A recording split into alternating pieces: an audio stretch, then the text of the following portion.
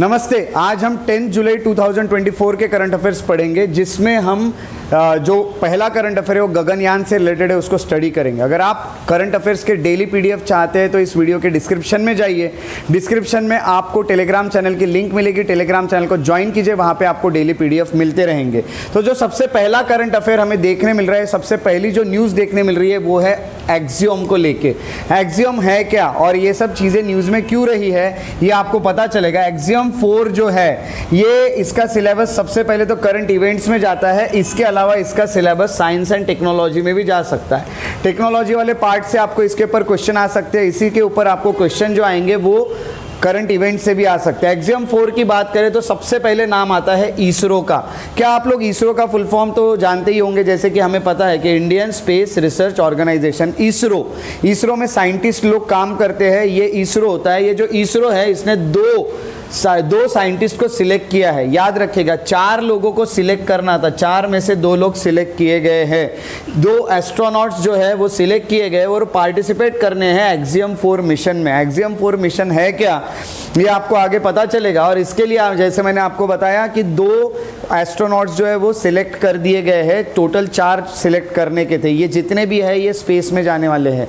अब यहाँ पे होता क्या है, तो only one of this short listed astronauts, अब यहाँ पे क्या होगा कि 4 सिलेक्ट किए जाएंगे और 4 में से फिर एक जो है उसको शॉर्टलिस्ट करके it will go on the mission which suppose to take place no earlier than October 2024, यानी अक्टूबर 2024 के बाद ये मिशन को हम पूरा करने वाले हैं एक्सियोम 4 को। और इसमें एक एस्ट्रोनॉट जो है वो स्पेस में जाने वाला है according to the information available on NASA website, ऐसा कहा जा रहा है। तो एक्सियोम 4 मिशन जो है ये है क्या और क्या नहीं, ये सबसे पहले देखते हैं। इसरो इंडिया का एक स्पेस ऑर्गेनाइजेशन है और उसी के अलावा नासा जो है वो यूएसए का है। तो ये दो मिलके यहाँ पे काम कर रहे हैं। तो एक्सियोम 4 के बारे में सबसे पहले जान लेते हैं। एक्सियोम 4 जो है ये एक प्राइवेट स्पेस फ्लाइट है, ठीक है। एक्सियोम 4 मिशन एक प्राइवेट स्पेस फ्लाइट है। स्पेस फ्लाइट यानी स्पेस में जाने वाली है, ऐसी ये एक प्राइवेट स्पेस फ्लाइट है to the international space station. International space station में जाएगा और इसको कंडक्ट करने वाले जो है वो एक्सियोम स्पेस है इन कोलैबोरेशन विथ नासा के साथ कोलैबोरेशन में यहाँ पे काम कर दिया जा रहा है। अब नासा के साथ कोलैबोरेशन में काम कर रहे हैं। आप जानते हो कि इंटरनेशनल स्पेस स्टेशन कहाँ पे है, तो ऊपर है, वो स्पेस में है। आपको वो कभी कभी दिखता है, स्टार की तरह ही दिखेगा एक आपको, जैसा वो चमकते हुए नहीं दिखेगा, सिर्फ ऐसा एक आपको स्टार की तरह कुछ तो भी दिखेगा। तो वो स्पेस स्टेशन जो है वो ऊपर है स्पेस में, वहाँ पे साइंटिस्ट लोग जाते हैं, फिर वहाँ से उनका मिशन जो है वो आगे चलता है। साइंटिस्ट नहीं सोले एस्ट्रोनॉट्स जाते हैं। तो यहाँ पे स्पेसक्राफ्ट जो होता है यूज़ किया जाएगा एक्सियोम 4 मिशन के लिए। और स्पेस एक्स जो है वो क्रू ड्रैगन है, तो यहाँ पे ये जाएगा। स्पेस एक्स जो है ये एक बहुत बड़ी कंपनी है जो स्पेस फ्लाइट्स और ये सबसे रिलेटेड है। अब इंडिया का क्या इन्वॉल्वमेंट है इसमें, एक्सियोम 4 जो है वो आपको पता चल रहा है कि नासा का है और नासा में यहाँ से जाने वाले हैं, हम कहेंगे कि 4 एस्ट्रोनॉट्स में से एक जो शॉर्टलिस्ट होगा। तो इंडिया का इन्वॉल्वमेंट क्या है, सबसे पहले इसरो जो होता है, इसरो से यहाँ ने एक जाने वाला है। ये जो मिशन है इस पर इसरो से एक भेजा जाएगा, नासा अपने बाकी एस्ट्रोनॉट्स को भेजेगा। तो इसरो जो होता है has shortlisted 2 of its 4 trained Gaganyaan astronauts. Gaganyaan के लिए जो एस्ट्रोनॉट्स है, तो पहला होने वाला है जो किसी को लेके जाने वाला है गगनयान, ये इंडिया से जाने वाला है। तो इसमें एस्ट्रोनॉट जो होंगे वो इस मिशन में पार्टिसिपेट करने वाले हैं। और जैसे मैंने आपको बताया कि टोटल 4 हमें शॉर्टलिस्ट 4 जो है वो सिलेक्ट करने थे और 4 में से एक को शॉर्टलिस्ट करके भेजना है। तो ये इंडियन एस्ट्रोनॉट जो होते हैं वो इनको ट्रेनिंग मिलेगी नासा से, और नासा का पार्टनर जो रहेगा वो स्पेसएक्स रहेगा और इनको वो ट्रेनिंग देगा और ट्रेनिंग देने के बाद ये भी स्पेस में जाएगा। तो गगनयान जो है यहाँ से भी लोग स्पेस में जाने वाले हैं, ये हमें यहाँ पे पता चलता है। इसके अलावा ऑब्जेक्टिव्स देखिए, ये मिशन से होगा क्या, ये जो मिशन है इससे कमर्शियल एक्टिविटीज़ पूरी की जाएगी। कमर्शियल एक्टिविटीज़ यानी जो भी स्पेस से रिलेटेड हमें जो भी काम करने हैं, जो भी कमर्शियल चीज़ें हैं वो सबको पूरा किया जाएगा। अब तो प्राइवेट कंपनी तो कमर्शियल बातें तो आएगी, ट्रेडिंग और ये सब से रिलेटेड स्पेस में, इंक्लूडिंग साइंटिफिक रिसर्च। तो साइंटिफिक रिसर्च होने वाले हैं, जो भी इंफॉर्मेशन ये लोग कलेक्ट करके आएंगे उसके ऊपर ये रिसर्च करेंगे। रिसर्च करने के बाद टेक्नोलॉजिकल डेवलपमेंट कर पाएंगे उस अकॉर्डिंग हम लोग, और स्पेस टूरिज्म भी शुरू करने वाले हैं, यानी लोग स्पेस में भी जाके आ पाएंगे। ऐसी स्पेस टूरिज्म भी वर्ल्ड में शुरू होने वाली है। जिसके पास पैसा अच्छा है वो अब टूर पे जाना है उसको टूरिस्ट करके, तो वो स्पेस में भी घूम के आ सकेगा। ये सब तक हमें पहुंचना है, तो इन सब के लिए ये चलाया जा रहा है। और उसी के अलावा कमर्शियल स्पेस स्टेशंस भी बनाए जाएंगे, commercial and related to business, तो वहाँ पे भी बिजनेस शुरू शुरू होने वाला है, ट्रेड वहाँ पे भी बिजनेस शुरू होने वाला है, स्पेस में टूरिज्म शुरू हो गया तो बिजनेस शुरू हो गया। तो ये सब की चीज़ें यहाँ पे करनी है, इसलिए इंसानों को भेजा जा रहा है फिलहाल स्पेस में और सब कुछ चेक किया जा रहा है। जो यहाँ पे क्रू है ये कहीं ना कहीं डाइवर्स क्रू है। डाइवर्स क्रू की बात करें तो एक्सियम 4 जो मिशन है नासा का, इसमें अलग अलग क्रू जाने वाले हैं एस्ट्रोनॉट्स के अलग अलग देशों से। तो डिफरेंट कंट्रीज से डिफरेंट एस्ट्रोनॉट्स को भेजा जाएगा और वो इंडिया से जैसे हम बोलेंगे कि एक को यहाँ शॉर्टलिस्ट करना है, तो during the mission various scientific experiments conduct किए जाएंगे। अगर हम साइंटिफिक एक्सपेरिमेंट्स की बात करें तो अलग अलग यहाँ पे मिशंस जो है, अलग अलग एक्सपेरिमेंट जो है वो यहाँ पे पूरे किए जाएगा। टेक्नोलॉजिकल टेस्ट चलेगी कि किस तरह से चीज़ें चलती है। यूनिक माइक्रोग्रेविटी जो है एनवायरमेंट ऑफ स्पेस में वो ढूंढी जाएगी। अब बहुत ज़्यादा ग्रेविटेशनल फोर्स तो नहीं है, बट एक यूनिक से ऐसी माइक्रोग्रेविटी, छोटी मोटी ग्रेविटी भी मिल जाए जिससे हम वहाँ पे रह सके। तो ये भी यहाँ पे कोशिशें चल रही है। ऐसे अलग अलग साइंटिफिक एक्सपेरिमेंट्स हम करने वाले हैं, ये भी हमें पता चल रहा है। गगनयान मिशन इंडिया भेजने वाला है। गगनयान मिशन जो है इंडिया का ये ऑनगोइंग प्रोजेक्ट है। इंडिया जो है वो 3 दिन के लिए मैन्ड मिशन भेजने वाला है, यानी 3 दिन के लिए लोग यहाँ पे कुछ एस्ट्रोनॉट जो है वो स्पेस में जाने वाले हैं। वो इंडिया का गगनयान मिशन है। एक्सियम 4 जो है वो नासा का मिशन है, अच्छे से याद रखेगा, दोनों अलग अलग मिशन है। और 3 दिन का मैन्ड मिशन है। मैन्ड मिशन यानी इंसान जाने वाले हैं स्पेस में। कहाँ पे? तो लो अर्थ ऑर्बिट में, लियो में जाने वाले। 400 किलोमीटर जो रहेगा उसमें वो जाने वाले हैं। और इसमें क्रू जो है वो 3 मेंबर्स का जाने वाला है। And bring them safely back to the earth. हमारा ये टारगेट है कि हम उनको स्पेस तक पहुँचाएं, लो अर्थ ऑर्बिट तक उनको पहुँचाएं और उसके बाद हम उनको इंडिया में वापस लाएं। तो वो स्पेस में जाके आने वाले हैं। हमारा ऐसा गगनयान मिशन है। ऑब्जेक्टिव क्या है इस प्रोग्राम का? क्यों भेजा जा रहा है आखिरकार एस्ट्रोनॉट्स को स्पेस में? सबसे पहले इंडिया का ह्यूमन स्पेस फ्लाइट कैपेबिलिटी पूरे वर्ल्ड को पता चलेगी कि भाई देखो हमारे लोग अभी तो चांद पे, यानी हमारा जो मिशन है वो हमने चांद पे भेज दिया, चंद्रयान और ये सब। अब हमारा मिशन, हमारे इंडिया के लोग एस्ट्रोनॉट्स भी स्पेस में जा सकते हैं। तो ये मत समझो कि सिर्फ बाहर के ही एस्ट्रोनॉट्स अभी स्पेस में जा सकते हैं। तो इंडिया के भी एस्ट्रोनॉट्स को स्पेस में जाने का मौका मिलने वाला है। ये जो प्रोग्राम है इसमें 2 अनमैन्ड मिशन जो है और 1 मैन्ड मिशन भेजे जाने वाले हैं, ऐसा गवर्नमेंट ऑफ इंडिया ने कहा है।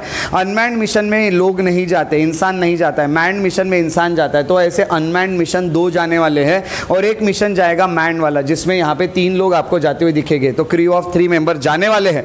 तो अपॉन इट्स कंप्लीशन इंडिया जो है ये 4था नेशन बनेगा। याद रखिएगा, अब तक 3 नेशन ऐसे कर चुके हैं जो इंसानों को स्पेस में भेज चुके हैं।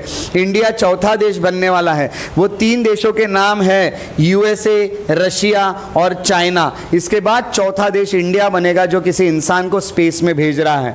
अगर ये सब चीज़ें सक्सेसफुल हो जाती है तो कल जाके हम भी स्पेस में जा पाएंगे टूरिज्म के चलते। तो हम टूर करने स्पेस में जाएंगे, जो भी टूरिस्ट लोग हैं उनको स्पेस में जाने का मौका मिलेगा। बहुत अच्छी बात है। तो ये जो पहला करंट अफेयर था ये एक्सियम 4 को लेके था, एक्सियम मिशन को लेके था। और ये जो एक्सियम मिशन है, ये एक्सियम मिशन की बात करें, एक्सियम 4 की बात करें तो इसका जो सोर्स था इस करंट अफेयर का वो इंडियन एक्सप्रेस था। Indian express one of the important sources है हमारे करंट अफेयर के लिए और उसमें ये न्यूज़ हमें देखने मिली है। उसके बाद जो अगली न्यूज़ देखने मिलती है वो है काजीरंगा नेशनल पार्क को लेके, KNP जिसे कहा जाता है। कोई ना कोई नेशनल पार्क हमेशा न्यूज़ में रहता है। नेशनल पार्क में प्रोटेक्ट किया जाता है वाइल्ड लाइफ को। नेशनल पार्क में ह्यूमन एक्टिविटीज़ को रोक दिया जाता है ताकि उतने एरिया में हम वाइल्ड लाइफ या एनिमल्स और जो भी हमारे फ्लोरा और फौना है उसको हम वहाँ पे प्रोटेक्ट कर सके। सिलेबस जो इसका जाता है ये एनवायरनमेंट में जाता है। एनवायरनमेंट का सिलेबस है और एनवायरनमेंट से आपको करंट अफेयर्स से क्वेश्चन आते हुए दिखता ही है।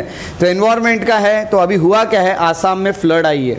आसाम में बहुत ज़्यादा फ्लड आई है, बहुत लोगों को नुकसान हुआ। ये जो फ्लड है ये काजीरंगा नेशनल पार्क में भी चले गई है और इसने वाइल्ड लाइफ को भी नुकसान पहुंचाया। इंसान तो इससे बहुत ज़्यादा सफ़र कर ही रहे थे, अब जानवर भी सफ़र कर रहे हैं, जानवरों को भी अफेक्ट कर रही है फ्लड। ये जो park it is experiencing its worst deluge in recent years surpassing the large scale devastation बहुत बड़ा हुआ है। पिछले बार जो डिवास्टेशन हुआ था वो 2017 में हुआ था, बहुत खतरनाक। 2017 के बाद अब बहुत भयंकर डिवास्टेशन फिर से देखने मिल रहा है। ओवर 350 एनिमल्स की डेथ हुई है। 350 एनिमल्स की डेथ होना कोई मजाक थोड़ी है। इतने सारे एनिमल्स की डेथ हुई है और vehicles hits while migrating through the animals corridor to the highlands. अब क्या हो रहा है कि फ्लड आ गई, अब ये रास्ता है, यहाँ पे नेशनल पार्क है, यहाँ नेशनल पार्क है, रास्ते से अब यहाँ पानी आ गया तो बेचारा जानवर क्या कर रहा था, भागते हुए इस साइड जाने की कोशिश कर रहा था ताकि खुद की जान बचा दे। अब भागते भागते यहाँ से कोई व्हीकल आ गया और उसको उड़ा दिया। ऐसी भी घटनाएं बहुत हुई है। तो एनिमल्स को एक तो व्हीकल्स ने उड़ा दिया, दूसरा फ्लड्स के कारण उनका बहुत नुकसान हो गया। तो इस तरह की चीज़ें हमें देखने मिल रही है। तो ये अच्छी बात नहीं है। हम कहीं ना कहीं एनवायरमेंट पे काम कर रहे हैं सबको प्रोटेक्ट करने का, बट इस तरह की चीज़ें हो जाती है तो बहुत लॉस होता है। काजीरंगा नेशनल पार्क न्यूज़ में रहा। काजीरंगा नेशनल पार्क की लोकेशन आप देख सकते हो। अरुणाचल प्रदेश, मेघालय, नागालैंड, मणिपुर, मिजोरम, त्रिपुरा, ये पूरे स्टेट से बॉर्डर शेयर कर रहा है। वो स्टेट है आसाम। आसाम जो होता है यहाँ पे आपको देखने मिल रहा है ये एक पार्क जिसको कहा जाता है Kaziranga national park. Kaziranga national park ये आपको देखने मिलेगा आसाम में। और अगर आप राइनो को देखना चाहते हो या फिर आप ये सब जो एनिमल्स हैं उनको देखना चाहते हो तो आप काजीरंगा नेशनल पार्क में ज़रूर जा सकते हो। वहाँ पे आपको एनिमल देखने मिलते हैं। ये एनिमल हमारे देश की शान बढ़ाते हैं, बट अगर इस एनिमल्स का ऐसा लॉस हो रहा है तो हमें उसे कुछ ना कुछ उसके लिए करना होगा, ये हमें पता चलता है। बेचारे वो कहाँ जाएंगे? वो लोगों को भी लगता है फ्लड आ गया, वो भागने लगते हैं। जब भागने लगते हैं तो रास्ता क्रॉस करके जाते, गाड़ियाँ तेज आती है, गाड़ियाँ एकदम ब्रेक नहीं मार पाती और वो जानवर उड़ जाते हैं और उनकी भी डेथ हो जाती है। तो हमें बहुत सारी चीज़ों का अभी ख्याल रखना है। देखते हैं हम आगे क्या कर सकते हैं। तो चलिए काजीरंगा नेशनल पार्क के बारे में पढ़ लेते हैं। काजीरंगा नेशनल पार्क कहाँ पे लोकेटेड है? तो गोलाघाट, याद रखिएगा, कर्बी एंगलोंग और तीसरा है नागांव डिस्ट्रिक्ट। तो 3 डिस्ट्रिक्ट आ रहे हैं आसाम के। एक आ रहा है गोलाघाट, दूसरा आ रहा है कर्बी एंगलोंग और तीसरा आता है नागांव डिस्ट्रिक्ट। तो ये 3 डिस्ट्रिक्ट जो है आसाम स्टेट के, इसमें आपको काजीरंगा नेशनल पार्क आते हुए दिखता है। Southern banks of Brahmaputra river, Brahmaputra river यहाँ से गुजरती है। मैंने आपको पहले भी करंट अफेयर में बताया था कि ब्रह्मपुत्रा रिवर को फ्लड आया है और ये फ्लड के कारण आसाम का बहुत नुकसान हुआ है। और यही ब्रह्मपुत्रा रिवर यहाँ से बहती है और इसका पानी जो है वो काजीरंगा नेशनल पार्क में भी एंटर कर गया है। जो काजीरंगा नेशनल पार्क है वो 2/3 वर्ल्ड इंडियन राइनोसोरस जो है, वर्ल्ड के पूरे वर्ल्ड में जितनी पॉपुलेशन है इंडियन 1 हॉर्न राइनोसरस, एक सींग वाला जो राइनो होता है, उसकी जितनी पॉपुलेशन है उसकी 2/3 पॉपुलेशन तो सिर्फ आपको काजीरंगा नेशनल पार्क में ही देखने मिलती है। और इसको यूनेस्को वर्ल्ड हेरिटेज साइट भी डिक्लेयर किया गया है। यूनेस्को का फुल फॉर्म है united nation educational scientific and cultural organisation. इसने वर्ल्ड हेरिटेज साइट करके इसको एक हम कहेंगे कि स्टेटस दिया है काजीरंगा नेशनल पार्क का। नेशनल पार्क में देखा गया तो बहुत ज़्यादा बायोडाइवर्सिटी है। बायो यानी लाइफ और डाइवर्सिटी यानी हम कहेंगे अलग अलग प्रकार की, अलग अलग हम कहेंगे वैरायटी। तो वैरायटी ऑफ यहाँ पे प्लांट्स एंड एनिमल्स आपको देखने मिलते हैं इस काजीरंगा में। काजीरंगा में आपको एलिफेंट्स देखने मिलेंगे, काजीरंगा में आपको वाइल्ड वाटर बफेलो देखने मिलेगा, काजीरंगा में आपको स्वैम्प डियर भी देखने मिलेगा। तो बहुत बहुत अच्छे जानवर देखने मिलते हैं। तो हमें इनको फ्लड से बचाना पड़ेगा। देखते हैं अब ये चीज़ें हम किस तरह से कर पाए। इंसानों को बचाना अलग बात है, क्योंकि इंसान को वहाँ उतना एक तरह से माइंड में पता होता है चीज़ें कि फ्लड आई तो क्या करना चाहिए, हम उनको एजुकेट कर सकते हैं। जानवरों को कैसा बताया जाए, ये बहुत बड़ा टास्क है। देखते हैं हमारी सरकार इसे किस तरह से पूरा करती है। काजीरंगा नेशनल पार्क का ये जो न्यूज़ थी, ये जो करंट अफेयर था, इसका सोर्स था बिजनेस स्टैंडर्ड। चलिए अगले करंट अफेयर की ओर बढ़ते हैं। जो अगला करंट अफेयर आपको देखने मिल रहा है वो है वर्ल्ड जूनोसिस डे को लेके। अब वर्ल्ड जूनोसिस डे जो है ये क्या होता है, ये सब हम यहाँ पे इंफॉर्मेशन लेते हैं। सबसे पहले इसका सिलेबस जाता है करंट इवेंट में। वर्ल्ड जूनोसिस डे जो होता है, ये सबसे पहली बात तो on the eve of world zoonosis day the department of animal husbandry and dairying इन्होंने ऑर्गेनाइज किया था एक इंटरैक्टिव सेशन इसमें लाया गया था वर्ल्ड जूनोसिस डे के लिए। और किस डिपार्टमेंट ने इस पे काम किया है, वो है एनिमल हस्बेंड्री एंड डेयरिंग, जिसको DAHD कहा जाता है। उन्होंने इसके लिए एक इंटरैक्टिव सेशन लिया, सबके साथ इंटरेक्शन किए, लोगों के सवालों के जवाब दिए। जो आपके सवाल थे जूनोसिस को लेके या सब चीज़ों को लेके वो सब पूरे किए गए। आप सोच रहे होंगे कि जूनोसिस क्या होता है, अब आपको पता चलेगा ये सब होता क्या है। तो इसको बताने से पहले आपको ये बता दूँ कि ये सेलिब्रेट किसके ऑनर में किया जाता है। तो चलिए वर्ल्ड जूनोसिस डे के बारे में जानते हैं पहले, उसके बाद जूनोसिस और सब ये सब क्या आपको पता चल जाएगा। इसको सेलिब्रेट किया जाता है in honour of Louis Pasteur. Louis Pasteur जो है उनके लिए इसको सेलिब्रेट किया जाता है। इन्होंने पहला सक्सेसफुल रैबीज की वैक्सीन निकाली थी। रैबीज ये एक जूनोटिक डिजीज है और ये निकाला गया था 6 जुलाई 1885 को। इसीलिए हम हर साल 6 जुलाई को सेलिब्रेट करते हैं वर्ल्ड जूनोसिस डे। और अभी 6 जुलाई रिसेंटली आके गई है, इसलिए ये न्यूज़ में आ गया है। अब 1885 कोई इन्होंने एक वैक्सीन निकाली थी जिससे रैबिस आपको नहीं होगा। ये निकालने वाले व्यक्ति का नाम याद रखना, लुईस पास्चर। अब यहाँ पे हम आते हैं आगे, जूनोसिस। जूनोसिस होता क्या है? जूनोसिस एक इन्फेक्शियस डिसीज होता है। ये एक इन्फेक्शन होता है, एक बीमारी होती है जो ट्रांसफ़र होती है एनिमल्स से ह्यूमन को। यानी जैसे रैबिस चूहे से इंसान को आता है, वैसे ही ये इंसानों तक पहुंचने वाली जो बीमारियां होती है जानवर से, उसको जूनोसिस कहा जाता है। जैसे कि रैबिस हो गया, जैसे कि एंथ्रैक्स हो गया, जैसे इन्फ्लुएंजा H1N1 कहते हैं या H5N1 कहते हैं, जैसे निपा वायरस हो गया, जैसे कोविड-19 हो गया, जैसे ब्रुसेलोसिस हो गया, या फिर टीबी हो गया, ट्यूबरकुलोसिस हो गया। ये सब ऐसी बीमारियां हैं जो जानवरों से हमारे तक पहुंची हुई है। ऐसी बीमारियों को जूनोसिस कहा जाता है। और ऐसे ही पहले जूनोसिस जो है रैबिस, उसकी यहाँ पे वैक्सीन निकालने वाले व्यक्ति जो है वो लुईस पास्चर, उन्होंने जब ये वैक्सीन निकाली, इसलिए हम इस दिन को सेलिब्रेट करते हैं, वर्ल्ड जूनोसिस डे। ये जो डिजीज होते हैं अलग अलग पैथोजेंस के कारण होते हैं। जैसे कि हम कहेंगे अलग अलग बैक्टीरियाज आप में एंटर कर जाते हैं एनिमल्स के थ्रू, अलग अलग वायरस एंटर कर जाते हैं, अलग अलग पैरासाइट्स होते हैं, और डिफरेंट फंगीज होते हैं जो हमारे अंदर घुस जाते हैं। तो ये होते हैं डिजीजेस जो आपके अंदर एनिमल्स से आते हैं। और वैसे ही बहुत सारे नॉन जूनोटिक डिजीज भी होते हैं जो हम कहेंगे कि अब देखिए नॉन जूनोटिक यानी हमारे तक तो नहीं आएंगे, बट बहुत सारे नॉन जूनोटिक डिजीज़ जो होते हैं वो लाइफ स्टॉक को अफेक्ट करते हैं। लाइफ स्टॉक यानी आपके यहाँ जो भी भेड़ बकरियाँ जो भी है, या फिर हम कहेंगे गाय भैंस जो भी है, उन सबको इफेक्ट कर जाते हैं लाइफ स्टॉक को, without posing risk to human health. उनको नॉन जूनोटिक कहते हैं। नॉन जूनोटिक यानी वो सिर्फ एनिमल्स को होते हैं, उससे हमें कोई खतरा नहीं होता है। जूनोटिक यानी ऐसे होते हैं जो एनिमल्स को होते हैं और उनसे हम में आके हमको भी खतरा हो जाता है। ये दो चीज़ें यहाँ पे आपको पता चल गई। चलिए एग्जाम्पल्स देखते हैं नॉन जूनोटिक डिजीज के। ये है फुट एंड माउथ डिजीज। उसके अलावा पेस्ट डेस पेटिट्स, हम कहेंगे रूमिनेंट्स, PPR जिसे कहा जाता है, ये एक और बीमारी है जो होते हैं जानवरों को। उसके अलावा लंपी स्किन डिजीज़, उसके अलावा क्लासिकल स्वाइन फीवर और रानीखेत डिसीज़। ये सब जो डिजीज़ है ना, ये सिर्फ लाइफ स्टॉक्स को होते हैं, हम लोगों तक वो पहुँचते नहीं हैं। इसको नॉन जूनोटिक डिजीज़ कहते हैं। अबाउट 60% जितने भी डिजीजेस है ये जूनोटिक डिजीज़ है, और 70% emerging infection originate from animals. हम कहेंगे जितने भी डिजीज ओवरऑल होते हैं उसमें से 60% डिजीज तो ऐसे हैं जो जूनोटिक है, जो एनिमल्स से आते हैं, और 70% इन्फेक्शंस जो है वो एनिमल के थ्रू ही फैलते हैं। ये याद रखिएगा, ये बहुत ज़्यादा ज़रूरी है कि एनिमल्स जो है उनको डिजीज़ अगर हो रहा है तो थोड़ा सा अपना प्रोटेक्शन आप देखें।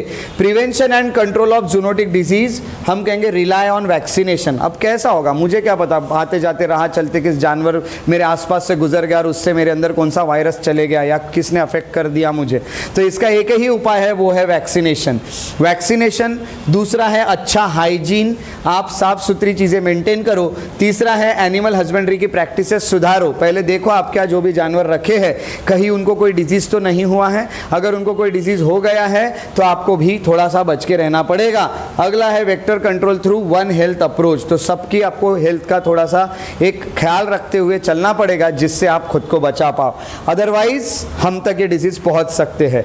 अब हम देखेंगे तो कहां तक ये रिस्क को मिटिगेट करने के लिए जो DAHD है, जैसे आपने देखा कि DAHD एक डिपार्टमेंट है एनिमल हस्बेंड्री और डेयरिंग का, department of animal husbandry and dairying. इन्होंने ये कहा है, उन्होंने नेशन वाइड कैंपेन चलाया है जिसका ब्रुसेला वैक्सीनेशन को लेके, ठीक है, जो बोवाइन काव्स होते हैं उनके लिए, जो छोटे छोटे बच्चे होते हैं जैसे गाय बैल इनके, तो इसके लिए ये चलाया जा रहा है under national disease control programme NADCP। और हम कहेंगे कि and undertaken rabies vaccination under assistance of states for control of animal disease ASCAD। तो दो चीज़ों के लिए यहाँ चल रहा है, रैबीज के लिए एक मिशन चलाया जा रहा है, कैंपेन चलाया जा रहा है, और हम कहेंगे कि काव्स के लिए जो बच्चे होते हैं जानवरों के उनके लिए चलाया जा रहा है। तो देखिए कि ये सब होता है। इंडिया में 11% और 18% ग्लोबल लाइफ स्टॉक और पोल्ट्री पॉपुलेशन है। पूरे वर्ल्ड में जितने भी गाय भैंस बैल की पॉपुलेशन है, बकरी और ये सब की, उसमें से 11% तो इंडिया में ही है। उसके अलावा जितने भी पूरे वर्ल्ड में पूरे वर्ल्ड में जितने भी पोल्ट्री का पॉपुलेशन है, पोल्ट्री यानी हम कहेंगे कि जो भी आपके हेन और ये सब होते हैं पोल्ट्री वाले, उसकी 18% ओवरऑल पॉपुलेशन तो इंडिया में ही है ओवरऑल में से, तो बहुत सारे हैं, इसलिए इंडिया को ज़्यादा ख्याल रखना पड़ेगा। India is the largest producer of milk, याद रखना ये वाला पॉइंट। इंडिया सबसे ज़्यादा दूध जो है उसका प्रोडक्शन करता है, और second largest producer of eggs globally. सबसे ज़्यादा एग्स जो है वो प्रोड्यूस किस देश में किए जाते हैं ये आपको कमेंट सेक्शन में लिखना है। इंडिया सेकेंड रैंक पे है, फर्स्ट रैंक इंडिया का आता है मिल्क बनाने में, मिल्क का सबसे ज़्यादा प्रोडक्शन इंडिया में होता है। तो ये एक और चीज़ आपको पता चल रही है वर्ल्ड जूनोसिस डे को लेके। तो जूनोटिक और नॉन जूनोटिक ऐसे दो डिजीज आपको पता चल गए। और ये जो करंट अफेयर था इसका सोर्स था PIB, that is press information bureau, one of the important sources of current affairs for any competitive exam. ये हो गया आपका एक और करंट अफेयर। चलिए नेक्स्ट करंट अफेयर के और चलते हैं, और नेक्स्ट करंट अफेयर जो है ये भी काफ़ी इंपॉर्टेंट है, वो है माउंट एटना और स्ट्रैम्बोली को लेके। माउंट एटना और स्ट्रैम्बोली ऐसे दो माउंटेन्स आपको देखने मिलते हैं। यहाँ पे इरप्शन हुआ, यहाँ पे वोल्केनो आए, वोल्केनो इरप्ट हो गए। और वोल्केनो का इरप्शन होना यानी बहुत मामूली बात नहीं होती है। देखो बहुत बार लोगों को खतरा हो जाता है।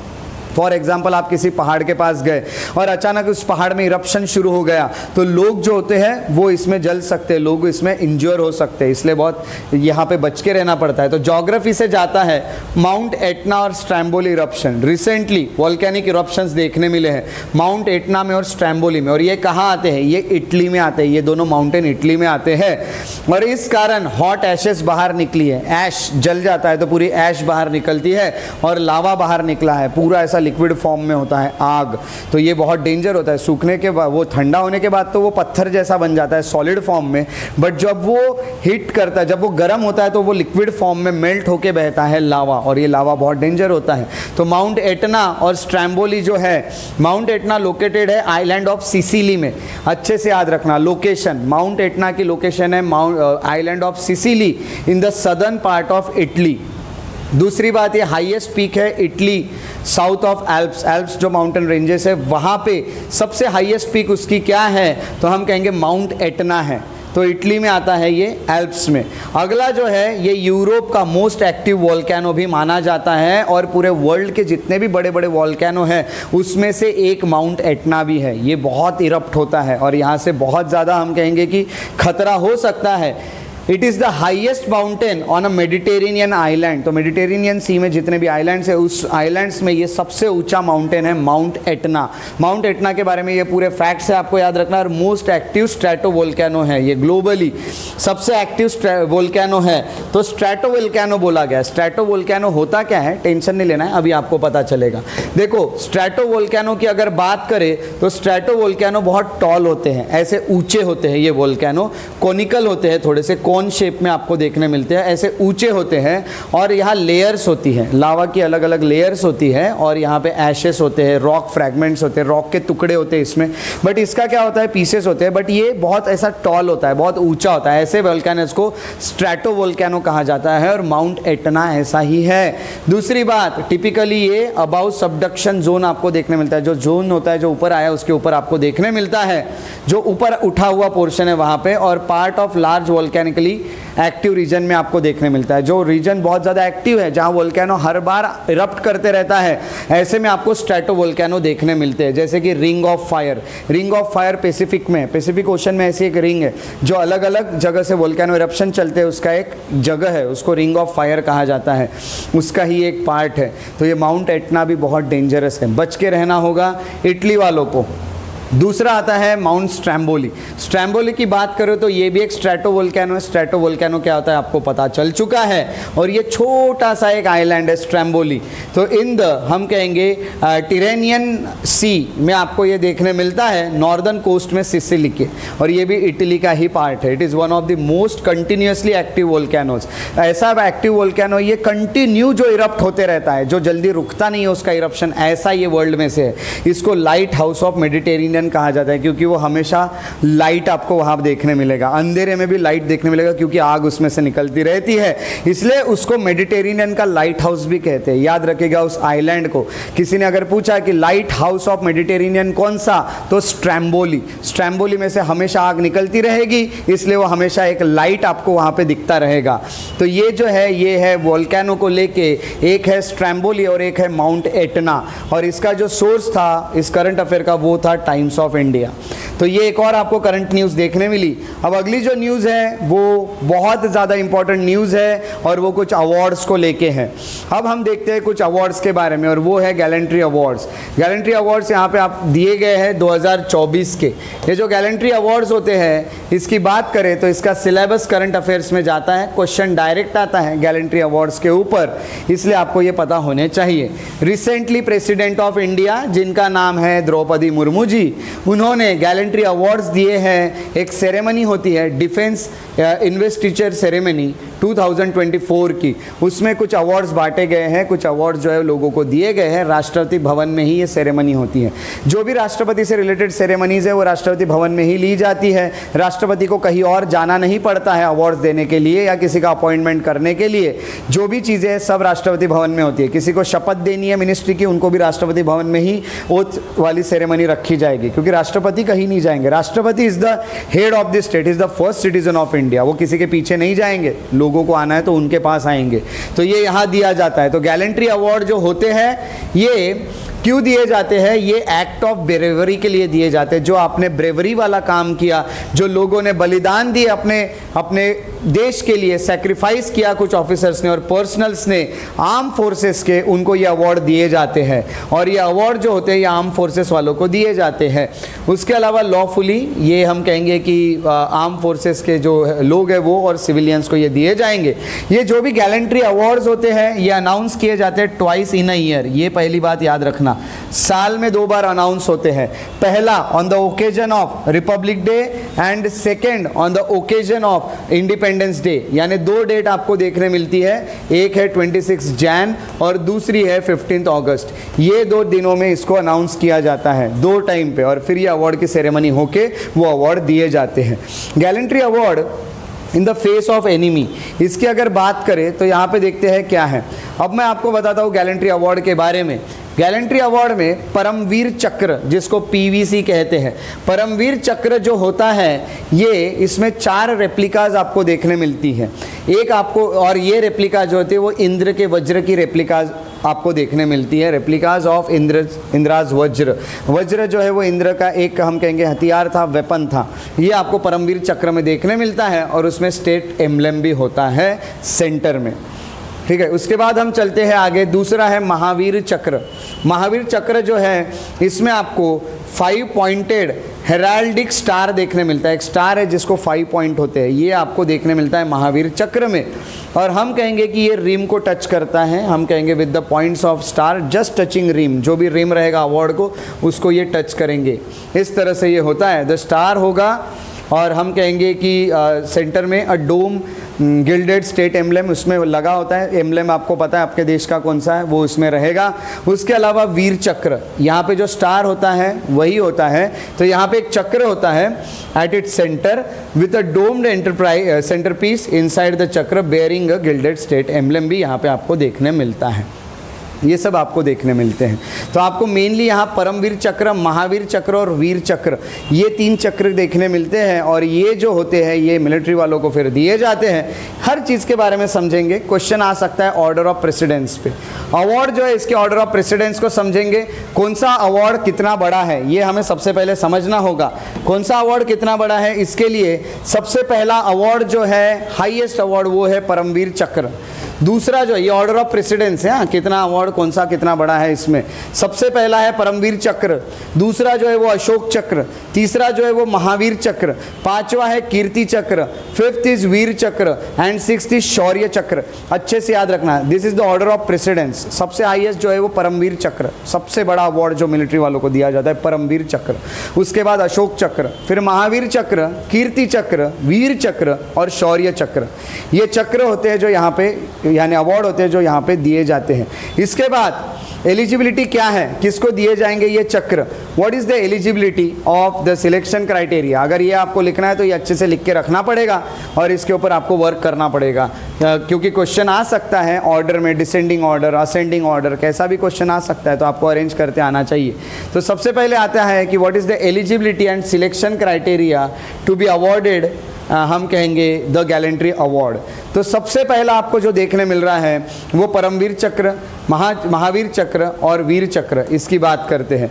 परमवीर चक्र और महावीर चक्र और वीर चक्र जो होता है वो किसको दिया जाता है? सबसे पहले ये पर्सनल्स को दिया जाता है, ये उन लोगों को दिया जाता है जो किसी भी रैंक के हैं बट वो नेवी, मिलिट्री या एयरफोर्स में या फिर रिजर्व फोर्सेस में रहने चाहिए। वो कोई भी हो सकता है, सीआरपीएफ हो सकता है या फिर कोई भी रिजर्व फोर्सेस हो सकते हैं, टेरिटोरियल आर्मी हो सकती है जिनको ये अवार्ड दिया जा सकता है, मिलिट्री या फिर हम कहेंगे किसी भी आर्म फोर्सेस वाले पर्सनल को ये अवार्ड दिया जा सकता है। पहला एलिजिबिलिटी ये है कि आप आर्म फोर्सेस में होने चाहिए। दूसरा, matrons, sisters, nurses and staff of nursing services, इनको भी दिया जा सकता है जो बाकी काम कर रहे हैं इनके साथ या जो बाकी सर्विसेज दे रहे हैं, जैसे कि हम कहेंगे हॉस्पिटल्स और नर्सिंग में, या फिर हम कहेंगे civilians serving under the directions of any of the above mentioned forces, यानी जैसे आर्मी के कुछ हॉस्पिटल्स है या आर्मी वालों से रिलेटेड जो भी हॉस्पिटल्स और उन सब में नर्सेस काम कर रही है उनको भी दिए जा सकते हैं। या फिर कोई सिविलियंस है, उनको आर्मी वालों ने बोला कि हमारी इस तरह से आप हेल्प कीजिए, उन्होंने आर्मी वालों की हेल्प की, उनको भी यहाँ पे दिया जा सकता है। तो हम कहेंगे आप आर्म फोर्सेस वाले नहीं हो तो भी आपको अवार्ड मिल सकता है अगर आपने कुछ इनसे रिलेटेड काम किया है तो। अगला है एलिजिबिलिटी, कंडीशंस ऑफ एलिजिबिलिटी। ये जो अवार्ड्स होते हैं ये दिए जाते हैं अगेंस्ट एक्शन अगेंस्ट एनिमी के लिए। आप एनिमी के खिलाफ कुछ तो भी अच्छा काम करके दिखाओ, आपको ये अवार्ड मिलेंगे। आप चाहे लैंड में करो, सी में करो या फिर एयर में करो, ये अवार्ड दिए जाते हैं। अब हम आते हैं परमवीर चक्र, महावीर चक्र और वीर चक्र में। सबसे पहले ब्रेवरी के लिए जो दिया जाता है, वीर यानी ब्रेव, और सुप्रीम सबसे ज़्यादा यानी परम, सबसे ज़्यादा जो वीर व्यक्ति ने कुछ वीर वाले काम किए हैं उसको परमवीर चक्र दिया जाता है। कुछ डेयरिंग या प्री एमिनेंट एक्ट किया है अपने देश के लिए या खुद के प्राणों का बलिदान दे दिया है, डेथ के बाद भी यानी हम कहेंगे सेक्रीफाइस के बाद भी परमवीर चक्र दिया जाता है। तो सबसे ज़्यादा जो ब्रेवरी वाला काम करेगा उसको मिलेगा परमवीर चक्र। महावीर चक्र यानी सबसे बड़े वीर, ये है सबसे सुपेरियर, सबसे ऊपर का, उसके बाद सबसे महान वीर, ग्रेट। तो इसके लिए कुछ एक्ट्स के लिए महावीर चक्र दिया जाता है, उसके बाद वीर चक्र भी दिया जाता है। आप कुछ ब्रेवरी वाले काम करो छोटे मोटे, इसके लिए भी आपको चक्र दिया जाता है। इसके अलावा अशोक चक्र, कीर्ति चक्र और शौर्य चक्र, ये किसको दिए जाते हैं? पहले जो मैंने आपको तीन बताए ये थे परमवीर चक्र, महावीर चक्र और वीर चक्र। अब जो चक्र बता रहा हूँ ये है अशोक चक्र, कीर्ति चक्र और शौर्य चक्र। ये चक्र किसे दिए जाते हैं? ऑफिसर्स को दिए जाते हैं, मेन एंड वुमेन को दिए जाते हैं, किसी भी रैंक के, जो आर्मी में काम कर रहे हो, जो नेवी में काम कर रहे हो या फिर जो एयरफोर्स में काम कर रहे हो, इनको यहाँ पे ये अवार्ड्स, ये जो है ये गैलेंट्री अवार्ड्स दिए जाते हैं। या फिर रिजर्व फोर्सेस में काम कर रहे हो, किसी टेरिटोरियल आर्मी में काम कर रहे हो, मिलिट्री या फिर हम कहेंगे किसी भी फोर्सेस में काम कर रहे हो जो बनाए गए बाय लॉ। उसके अलावा नर्सिंग सर्विसेज वालों को भी दिए जाते हैं, जैसे मैंने ऊपर बताया वैसे यहाँ भी दिए जाते हैं। सिविलियन सिटीजन्स को भी दिए जाते हैं या पुलिस फोर्सेस के भी मेंबर्स को दिए जा सकते हैं ये वाले अवार्ड, जैसे कि central paramilitary forces, railway protection forces, RPF वाले, उनको भी ये अवार्ड दिए जा सकते हैं। तो ये अवार्ड उनको भी दिए जा सकते हैं। कंडीशन क्या है? सबसे पहले आपको एनिमी को फेस करने के आपने कुछ एक्ट किए थे, उसके लिए आपको ये अवार्ड दिए जाते हैं। आपने एनिमी को फेस किया, ऐसा कुछ आपका एक्ट था। अशोक चक्र क्यों दिया जाता है? For bravery and some act of daring, वही है कि आपने कोई तो भी बहुत महान काम किया, उसके लिए अशोक चक्र दिया जा सकता है। कीर्ति चक्र वही है कि आपने कुछ तो भी एनिमी को फेस करके दिखाया। शौर्य चक्र यानी वही कि आपने ऐसा कुछ नाम किया जिससे, ऐसा कुछ काम किया जिससे आपने अपनी ब्रेवरी दिखाई। तो ऐसे अलग अलग अवार्ड है। बात यह है कि डिपेंड करता है आपने कितना बड़ा काम किया है, उस अकॉर्डिंग यहाँ प्रेसिडेंस काम करते हैं। मैंने जैसे आपको बताया ऑर्डर ऑफ प्रेसिडेंस, बहुत महान काम किया तो परमवीर, अशोक चक्र, उसके बाद महावीर, कीर्ति, वीर, शौर्य। काम पे डिपेंड करता है कितना बड़ा आपने कुछ तो भी ब्रेवरी वाला एक्ट करके दिखाया। तो ये है कुछ चक्र जो दिए जाते हैं। सिलेक्शन प्रोसेस कैसी होती है ये आपको बता देता हूँ, ये एक चीज़ देखना है और अवार्डी जो है वो यहाँ पे देख लेते हैं। ठीक है, इतनी हमें दो चीज़ें पढ़नी है। सिलेक्शन प्रोसेस क्या है, कौन सिलेक्ट करता है? याद रखिएगा, सिलेक्ट जो करती है वो है ministry of defence. Ministry of defence invites recommendation twice in a year. Ministry of defence जो होते हैं वो कुछ रिकमेंडेशन मांगते हैं, किससे? मिनिस्ट्री ऑफ डिफेंस को थोड़ी पता किसने क्या काम की है। मिनिस्ट्री ऑफ डिफेंस कांटेक्ट करती है आर्म फोर्सेस को और union ministry of home affairs को कि ऐसे कौन कौन से ऑफिसर्स है, ऐसे कौन से नर्सिंग वाले स्टाफ है या फिर ऐसे कौन से सिविलियंस है, उनके हमें नाम भेजिए। फिर यहाँ पे नाम भेजे जाते हैं। नाम भेजने के बाद इन रेस्पेक्ट ऑफ आर्म फोर्सेस से जब नाम आते हैं तो हम कहेंगे ऑर्डर अवार्ड जो होता है इनिशिएट किया जाता है यूनिट रिकमेंडेड बाय कमांडर्स। अलग अलग यूनिट्स काम करती है आर्म फोर्सेस में, उस यूनिट को फिर कांटेक्ट किया जाता है कि आपके यूनिट्स जो है उनके कमांडर्स को पूछा जाता है कि आपके यूनिट में से कौन सा ऐसा ब्रेव सोल्जर था या कौन सा ऐसा ब्रेव ऑफिसर था जिसको इस बार ये अवार्ड मिलना चाहिए, फिर उसको यहाँ पे अवार्ड दिया जाता है। दूसरा, अगर सिविलियंस की बात की जा रही है, जो डिफेंस छोड़ के बाकी लोगों ने जो हेल्प की थी उसकी अगर बात की जा रही है तो union ministry of home affairs को पूछा जाता है कि ऐसे कौन से सिविलियंस हैं पूरे इंडिया में जिनको ये अवार्ड हमने देना चाहिए। तो इसके लिए मिनिस्ट्री ऑफ होम अफेयर्स काम करती है। डिफेंस की बात आई, आर्म फोर्सेस की बात आई तो यूनिट काम करते हैं, कमांडर्स काम करते हैं। उसके बाद रिकमेंडेशन जो आते हैं वो डायरेक्टली भी आते हैं from privately individuals including VIP reference are not accepted. ये याद रखिएगा, रिकमेंडेशन डायरेक्टली आप भी दे सकते हो कि सर मैंने ऐसा काम किया था, मुझे भी ये अवार्ड मिलना चाहिए। ये रिकमेंडेशन भी प्राइवेट इंडिविजुअल से आते हैं। अगर आपने कोई महान काम किया है तो आप भी अपना रिकमेंडेशन भेज सकते हैं कि मुझे भी कोई अवार्ड दिया जाए, क्योंकि मैं एक सिविलियन हूँ और मैंने ये तरह से एनिमी को फेस किया था। क्योंकि सबको थोड़ी पता आपने क्या किया है, मिनिस्ट्री ऑफ होम अफेयर्स को थोड़ी पता है हर व्यक्ति क्या कर रहा है, तो आप भी भेज सकते हैं। इन केस टाइम लिमिट की अगर बात की जाए गैलेंट्री अवार्ड्स की तो ये 2 साल से ज़्यादा नहीं होना चाहिए। जिस दिन आपने वो एक्ट किया 2 साल के भीतर आपका नाम भेजा जाना चाहिए। अगर उससे लेट हो गया तो ये अवार्ड आपको नहीं मिलता है। 2 साल का लिमिट होता है, ये याद रखना। रिकमेंडेशन जो आते हैं जैसे मैंने बताया आर्म फोर्सेस से या मिनिस्ट्री ऑफ होम अफेयर्स से, फिर कंसिडर किया जाता है इनको सेंट्रल ऑनर्स ऑफ हम कहेंगे honours and award committee CH&AC, ये कमेटी उसको कंसिडर करती है। फिर हम कहेंगे इसमें डिफेंस मिनिस्टर होते हैं और 3 सर्विस चीफ होते हैं। 3 हमारे यहाँ बड़े बड़े आर्म फोर्सेस हैं, इंडियन एयरफोर्स, इंडियन नेवी या इंडियन आर्मी। यहाँ के जो सर्विस चीफ होते हैं ये भी इसमें होते हैं, डिफेंस सेक्रेटरी भी होते हैं।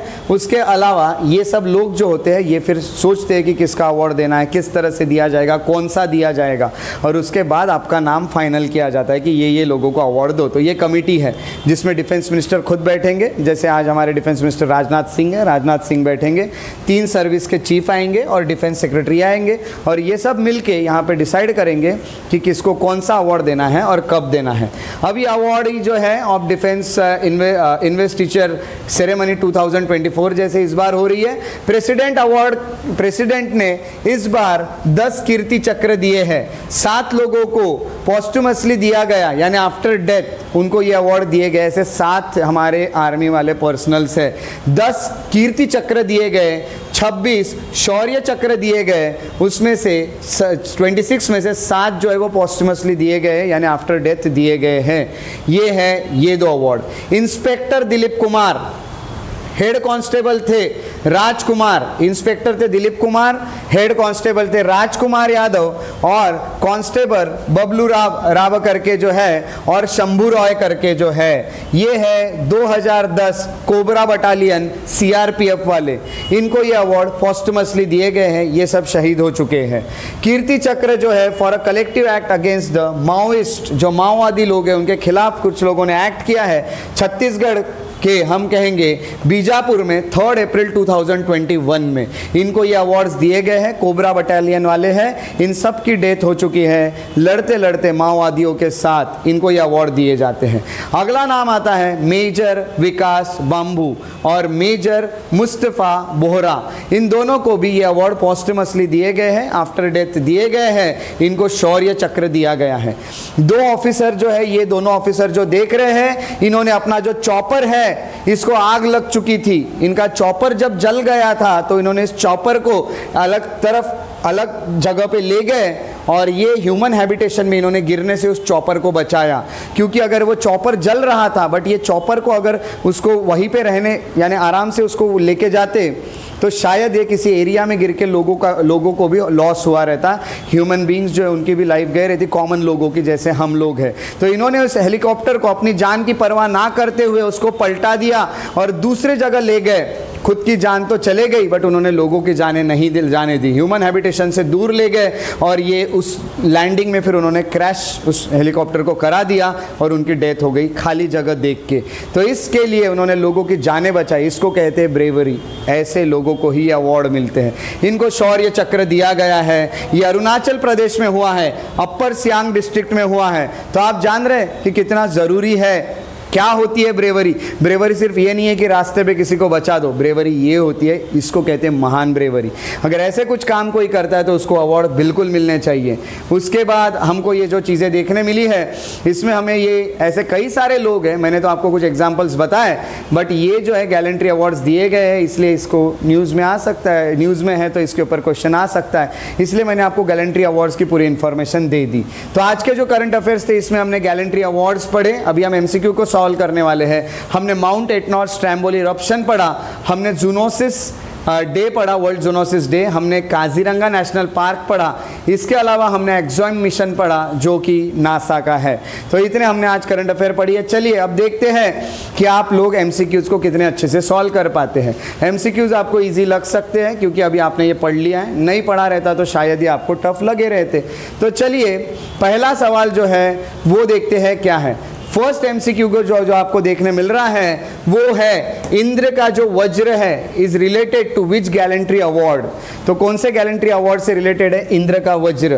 पहला है परमवीर चक्र, दूसरा ऑप्शन है वीर चक्र, तीसरा है महावीर चक्र, चौथा है कीर्ति चक्र। जो भी आपको ऑप्शन सही लगते हैं उसको अभी आपको लिखना है और कमेंट सेक्शन में भी उसको डालना है। उसके बाद चलते हैं अगला, with reference to the Kaziranga national park consider the following statements। पहला, Kaziranga national park sits on the southern banks of Brahmaputra river। Second, this park hosts 2/3 of world's Indian rhinoceros। Third, it is recognized as UNESCO World Heritage Site। इसमें से कौन से option correct लगते हैं? Which of the statement given above are correct. कभी भी exam में solve करते वक्त देखना आर है कि आर नॉट है। आर नॉट रहे तो बराबर उसको दिमाग से सॉल्व करना। हमारा ज़्यादातर क्या होता है, हम सही आंसर ही ढूंढने की कोशिश करते हैं और नीचे पूछता है कि कौन सा इनकरेक्ट है या फिर कौन से करेक्ट नहीं है। तो इनमें से कौन से करेक्ट है वो ढूंढना है। पहला ऑप्शन है 1 ओनली, सेकेंड ऑप्शन है 1 and 2, थर्ड ऑप्शन है 1 and 3 और फोर्थ ऑप्शन है 1, 2 and 3। तो ये आपको यहाँ पे देखने मिलते हैं। दूसरा क्वेश्चन, तीसरा क्वेश्चन जो है वो थोड़ा सा बड़ा है, दिमाग से अच्छे से सॉल्व कीजिएगा। पहला, इसमें आपको स्टेटमेंट देखने मिलता है और दूसरा, यहाँ पे आपको दो स्टेटमेंट देखने मिलते हैं। पहला statement, Axiom 4 mission is a private space flight to the Indian space station international space station conducted by Axiom space in collaboration with ISRO. अगला जो आपको देखने मिल रहा है वो है स्टेटमेंट 2, एक्सियम 4 मिशन जो है aims to facilitate commercial activities in space including scientific research, technology and development in the space tourism. Which one of the following is correct in respect of the above statements. याद रखना, ये ऐसे statement वाले option select करते वक्त पहला ये check करना कि करेक्ट कौन सा है दोनों में से। अगर आपको पहला इनकरेक्ट लग रहा है तो पहले ही देख लेना कि यहाँ पे आपको ऐसा ऑप्शन ढूंढना पड़ेगा जहाँ लिखा हो कि पहला इनकरेक्ट है। अगर पहला आपको करेक्ट लग रहा है तो ऐसा ऑप्शन ढूंढना जिसमें पहला करेक्ट लिखा हो। अब देखते हैं स्टेटमेंट। पहला स्टेटमेंट है both statement 1 and statement 2 are correct. Both are correct, याद रखिएगा। And statement 2 is the correct explanation for statement 1। Statement 1 जो है उसका करेक्ट एक्सप्लेनेशन ये है, ऐसा उनका कहा गया। दूसरा, both statement 1 and statement 2 are correct and statement 2 is not correct explanation of statement 1। दोनों करेक्ट तो है बट स्टेटमेंट 2 करेक्ट एक्सप्लेनेशन नहीं है पहले का। तीसरा, statement 1 is correct but statement 2 is incorrect. Statement 1 जो है वो करेक्ट लग रहा है बट स्टेटमेंट 2 इनकरेक्ट लग रहा है। और डी, स्टेटमेंट 1 इनकरेक्ट लग रहा है बट स्टेटमेंट 2 करेक्ट लग रहा है। ये है चौथा। तो ये थोड़े से टाइम टेकिंग वाले हैं, ये टाइम ज़्यादा लेते हैं सॉल्व होने को, ऐसे वाले एमसीक्यू स्टेटमेंट वाले, बट ऐसे क्वेश्चन एग्जाम में आते हैं, इसलिए इसको अच्छे से सॉल्व करना है आप लोगों को। जो भी आंसर सही लगते हैं उसको आपको कमेंट सेक्शन में लिखना है। तो ये रहे आज के करंट अफेयर्स के एमसीक्यूज़ और ये रहे आपके करंट अफेयर्स, ठीक है। तो अच्छे से करंट अफेयर्स को सॉल्व कीजिए, उसके एमसीक्यूज़ को सॉल्व कीजिए, अच्छे से पढ़िए, अपना ख्याल रखिए, अच्छे से पढ़ाई कीजिए, अपना ख्याल रखेंगे। Take care, have a good day और जय हिंद।